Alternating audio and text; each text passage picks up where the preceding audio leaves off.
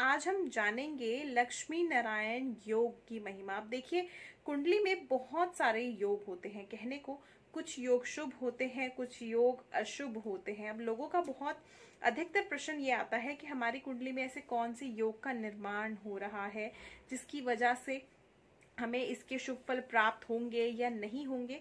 तो काफी लोगों को योगों से संबंधित चिंता अधिकतर रहती है। तो आज हम बात करेंगे लक्ष्मी नारायण योग की।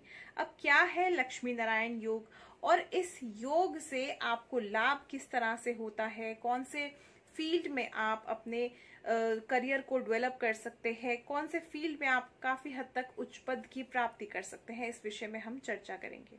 तो देखिए, लक्ष्मी नारायण योग की अगर हम बात करें, आपकी कुंडली में 12 भाव होते हैं। ये आप अपनी कुंडली में भी आराम से देख सकते हैं इस वीडियो को देख करके। आपकी कुंडली में 12 भाव होते हैं। यदि किसी भी भाव में अगर शुक्र और बुध एक साथ एक ही भाव में है, यानी शुक्र वीनस और बुध यानी मरकुरी एक ही हाउस में एक साथ है, यानी शुक्र और बुध की युति हो रही है, तो आपकी कुंडली में निर्माण हो रहा है लक्ष्मी नारायण योग का।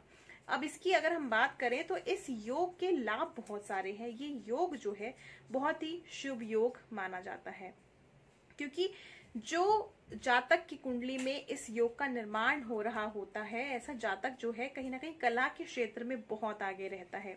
इसके अलावा ऐसे लोग क्रिएटिव बहुत होते हैं, बुद्धि के बल पे अपने जीवन को काफी हद तक आगे बढ़ाते हैं। वहीं पे इनके जो काम होते हैं वो एक से अधिक होते हैं, यानी बिजनेस करेंगे अलग अलग फील्ड्स में, 2-3 फील्ड्स में करेंगे।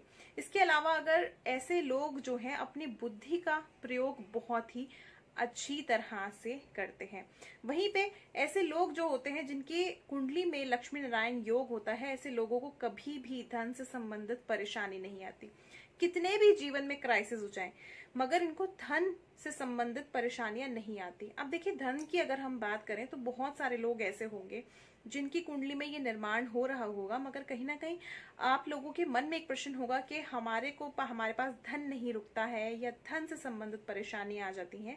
योग देखिए, जब भी निर्माण होता है, कोई भी योग निर्माण हो, मगर इसका अर्थ ये नहीं है कि आप कोई भी कार्य नहीं करेंगे। जब आप कार्य करेंगे तो आपको उसमें सक्सेस बहुत जल्दी मिल जाएगी।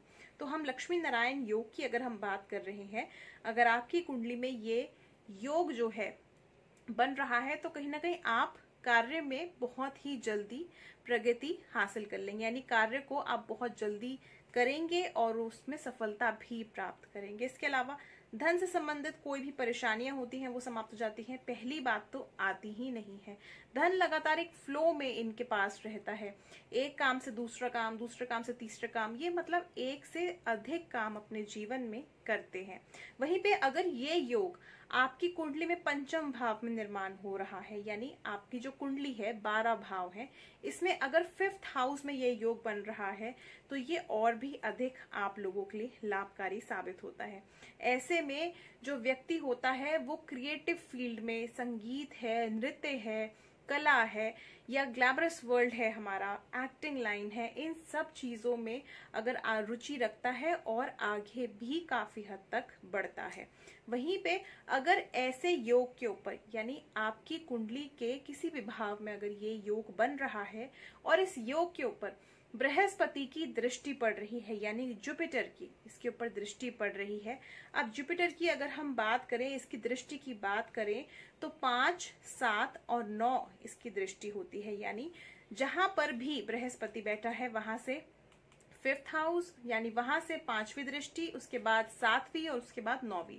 अगर इन दृष्टियों में से बृहस्पति की दृष्टि इस योग पे पड़ रही है, तो कहीं ना कहीं ये योग और भी 4 चांद लगा देता है। कहने का अर्थ ये है, ऐसे में व्यक्ति ज्ञान से संबंधित चीजों में भी बहुत आगे बढ़ता है, यानी बुद्धि का प्रयोग करता है, कला के क्षेत्र में आगे होता है, ज्ञान के क्षेत्र में आगे होता है और धन संपत्ति से भी संबंधित कोई कमी नहीं होती। तो सर्वगुण संपन्न ऐसा व्यक्ति माना जाता है।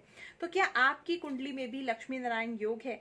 इस चीज को जरूर अपनी कुंडली निकाल करके फौरन चेक